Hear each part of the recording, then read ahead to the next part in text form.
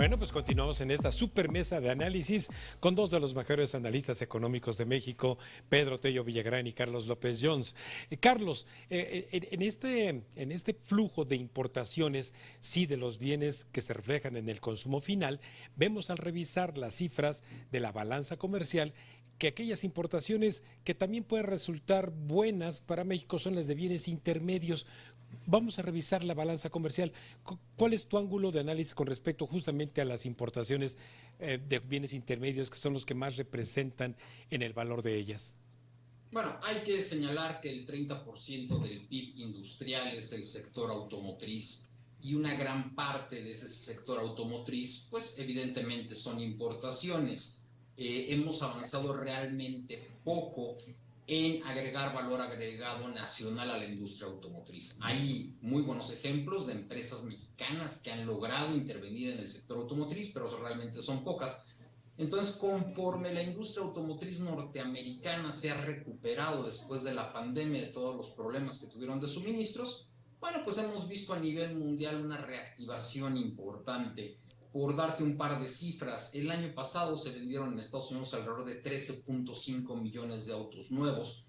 Para este año estamos estimando alrededor de 16 millones de autos nuevos que se van a vender en Estados Unidos. Entonces, entra una gran cantidad de autopartes que se ensamblan en México, que se regresan a Estados Unidos, que se regresan a México y finalmente tienes autos terminados cuyo destino final es Estados Unidos. Eso explica en gran medida todo este incremento de importaciones intermedias. Por otro lado, también tiene que ver con todos los equipos que se han importado para la construcción de Dos Bocas, para la construcción del Tren Maya, y otras obras del gobierno. Pero es una buena noticia, ¿no? No debemos de espantarnos cuando vemos un incremento en las importaciones. Al contrario, yo creo que la importación es un complemento. Sí debemos de trabajar evidentemente en agregar mayor valor agregado a las exportaciones, sin lugar a dudas, pero creo que es una buena noticia que aumenten las importaciones porque en la misma medida aumentan nuestras exportaciones y todos los empleos que se generan en ese sector para mexicanos. Sí, Pedro, en esto último justamente que mencionó Carlos, que tiene que ver con el impacto en empleos, esos empleos permanentes que tanto fortalecen el ingreso de las familias y que ahora cuando se presentan cifras de INEGI con respecto a la evolución del empleo, pues me parece que ahí sí ya al revisar al detalle en el escrutinio que tú haces, tanto de formalidad como de informalidad, pues hay no muy agradables noticias. Sí, bueno, no deja de llamar la atención que una economía que avanza a un ritmo superior al que se estimaba inicialmente por la mayor parte de los analistas del sector privado, esté presentando en el mercado laboral cifras que contrastan o que no van a la par del dinamismo de la actividad económica de nuestro país. Las cifras que corresponden al tercer trimestre que dio a conocer el INEGI hablan de que la tasa de desempleo se incrementó respecto al nivel que reportó en Sí, el trimestre anterior, es decir, en el segundo trimestre de este 2023, el número de personas que están hoy en día ocupadas en el sector informal también se incrementó en más de 680,000 personas respecto a lo que existía en el trimestre anterior. sí. Y por supuesto que el número de desocupados, es decir, de personas que teniendo un empleo requieren alguna fuente de trabajo adicional para complementar el ingreso que llevan cotidianamente a casa, aunque disminuyó en el número total de personas, mantuvo la tasa en el mismo nivel que tenía en el trimestre anterior. Así que tenemos una economía que avanza con dinamismo, pero un mercado laboral que por cuanto a la generación de empleos formales se refiere, no está generando una respuesta como la que esperábamos. Y si nos remitimos a las estadísticas del Instituto Mexicano del Seguro Social y revisamos el comportamiento de la variación anualizada de los trabajadores registrados ahí, nos damos cuenta de que a lo largo de este año, pero particularmente desde la segunda mitad del año 2022, esta tasa de crecimiento ha venido paulatinamente debilitándose, lo que significa que a pesar de que tenemos un mercado laboral con un importante número de desempleados, 1.8 millones de personas en edad de trabajar sin ocupación remunerada, y a pesar de que la tasa de desempleo se mantiene en un nivel bajo, lo cierto es que no parece haber correspondencia plena entre el dinamismo de la economía y este avance pausado del mercado laboral en nuestro país.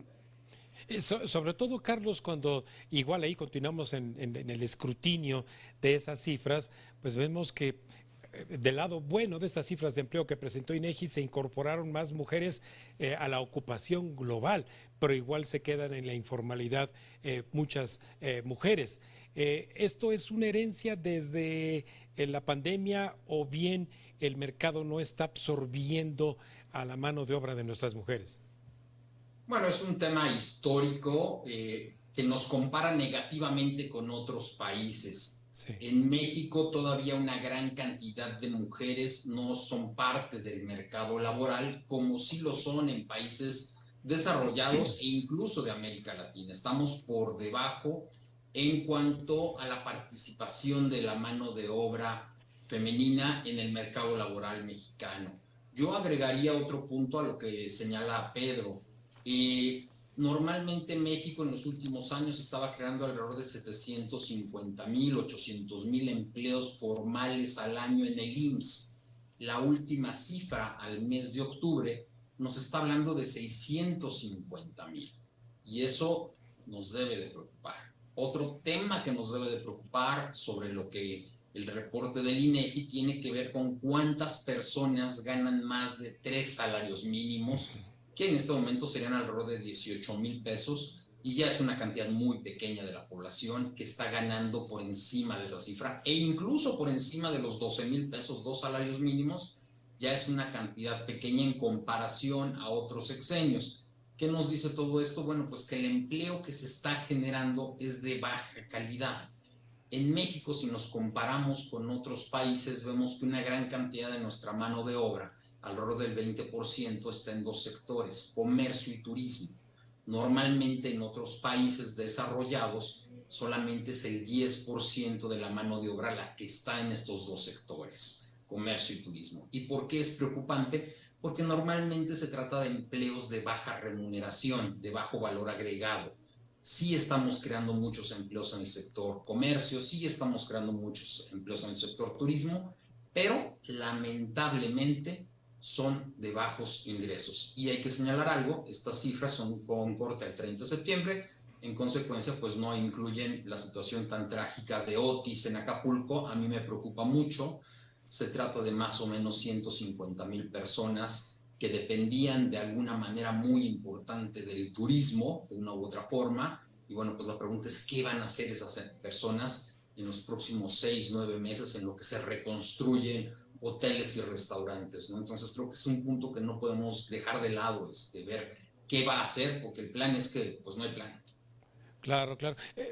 Pedro, justamente en esta movilidad que el trabajador puede tener para decidir irse hacia el norte del país, centro-norte, donde se puede absorber pues, la cantidad de mano de obra en la industria manufacturera, ¿existen o no las competencias de esta migración interna por parte de trabajadores quizás limitados en cuanto a sus habilidades para incorporarse al mercado formal? Lo que yo creo es que tenemos un mercado laboral en el que las remuneraciones son bajas porque el nivel promedio de capacitación de quienes están buscando empleo o de competencias profesionales no responde necesariamente a los requerimientos de los contratantes o de las empresas. Ujú. Y si agregamos además que tenemos corrientes migratorias que no necesariamente son del sureste del país, pero sí provienen de Centroamérica, fundamentalmente que se dirigen hacia el norte, pues tenemos en el norte, yo diría que una sobreoferta disponible que también está presionando a la baja los salarios que se pagan por allá. Así Eso que es. Eso es. tenemos un perfil, una radiografía del mercado laboral donde no estamos generando, por una parte, fuentes suficientes de empleo en el sector formal, donde sigue avanzando el empleo fundamentalmente en el sector informal de la economía y donde, como bien lo señalaba Carlos, el, el nivel o el número de personas que obtienen los salarios más elevados va en un declive constante y yo diría alarmante a lo largo de esta administración, a diferencia de lo que está ocurriendo con quienes están percibiendo en este momento el equivalente a un salario mínimo. Vaya, y justamente ahorita en esta última parte de nuestra supermesa de análisis vamos a analizar con Pedro y con Carlos las negociaciones para ajustar los salarios mínimos, por qué solamente hay 61 profesiones y oficios en esa tabla que sí recibe el incremento de salario y además, bueno, pues también la productividad. Vamos a un breve corte y regresamos con más cuentas claras aquí y les recordamos nuestras redes sociales de la Agencia Mexiquense de Noticias para que nos siga en Facebook, X, Instagram y ahora también en TikTok, AMX Noticias y @Raimundo Tenorio.